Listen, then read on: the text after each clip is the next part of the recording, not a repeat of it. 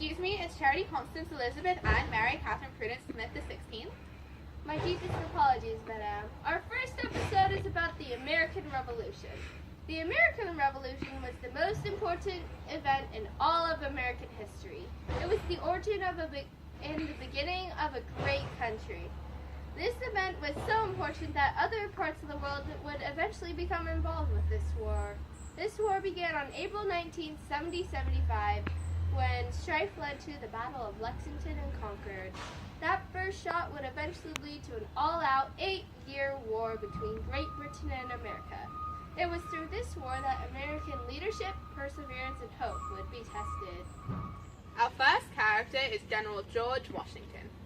It was June 1775 when George Washington was employed by the members of Congress to lead the Continental Army and defeat the British. Little did they know that he would go on to become one of the most famous and influential men in all of America's history. George Washington was the general who took a ragtag volunteer army in need of a shower and turned them into a strong team of hard-working military. He devised many clever plans to overtake the British, beat their sorry asses, and win the Americans the war. Next is Thomas Paine. The words, "Man knows no master save creating heaven," or "those whom choice and common good ordain," were on the tip of everyone's tongues. It was January 10th, 1776, and the revolution was inevitable. However, too many people were scared to support the patriot cause due to the threat of death. It was through Thomas Paine that a solution was created: common sense. The pamphlet encouraged people to follow the courageous steps of their leaders and support the American Revolution. After a few years, however, the excitement began to recede. The soldiers and citizens had lost interest in the American cause. To solve this, Thomas Paine wrote The Crisis, another pamphlet, to rouse the spirits of the people. Now we have Betsy Ross. One calm day in May 1776, Betsy Ross was at home sewing when she was startled by a loud pounding on her door. She initially was frightened that British soldiers were at her door and wasn't very relieved upon receiving 3 men: George Washington, George Ross, and Robert Morris. These men came with the request that she make a flag to symbolize the American cause. Despite her hesitation, Betsy was a strong believer in the patriotic cause and was glad to help support their objective. Her flag was used frequently throughout the war and went on to become the national flag. Next is Thomas Jefferson. One of the most important documents in American history, the Declaration of Independence, starts with the words, "When in the course of human events it becomes necessary for one people to dissolve the political bands which have connected them." These words and the many following would go on to change the course of history. The credit for this document goes to one man, Thomas Jefferson. When writing the Declaration of Independence, Thomas Jefferson pulled ideas from the Virginia Constitution, the ideas from the public, and the Virginia Declaration of Rights. Our next event is Battle of Trenton. It was a cold night and the Continental Army shivered as they rode across the icy Delaware River. Many were thinking of the action that lay ahead, while others thought about their families at home.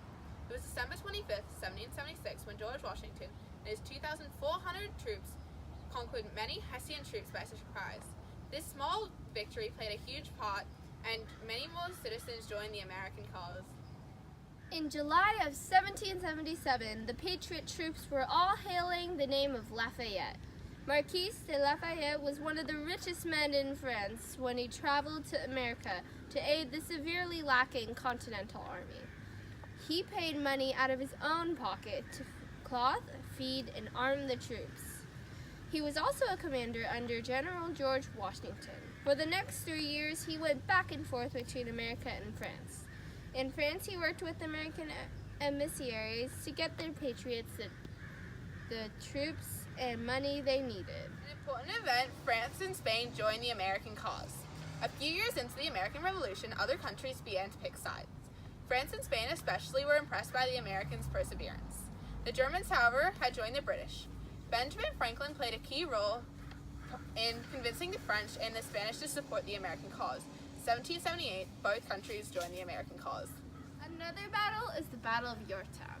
Quoting Hamilton, "I come back with more guns And ships, and fools of valiant ships, we rendezvous with Rochambeau, consolidate them gifts. We can end this war at Yorktown, cut them off at sea." And this Broadway brilliance describes what happened on October 6, 1781. In mid-1781, General Cornwallis and his troops went to Yorktown to rest. With this information, George Washington composed a plan for 7,800 French troops, 8,840 patriots, and 29 French warships to surround Yorktown. The troops' job was to fire on the unprepared loyalists. The warships were to keep other loyalists from rescuing Cornwallis and his men. On October 19th, 1781, the gunfire ceased and the defeated army surrendered. Another influential person is Deborah Sampson. It was 1782 and the Patriot Army was in need of soldiers. Luckily for them, one of the most courageous women in all of history was in their midst, without them even realizing it. Deborah Sampson led the Continental Army for 1 year before they realized she was a woman. Her brave actions helped the American cause take place. Lastly is the Treaty of Paris. It was September 3rd, 1783, and America was finally free from the clutches of Great Britain. The document contained 3 parts, each stating the conditions that would go along with the creation of the United States. The first was that Britain would acknowledge that the United States was a free country. The second was that Great Britain gave up all its land claims from the Mississippi River to the Atlantic Ocean.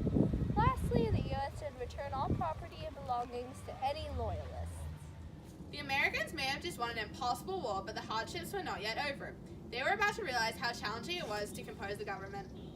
Join us on the next episode of House of History to learn how the Constitution was composed. Thank you for having me.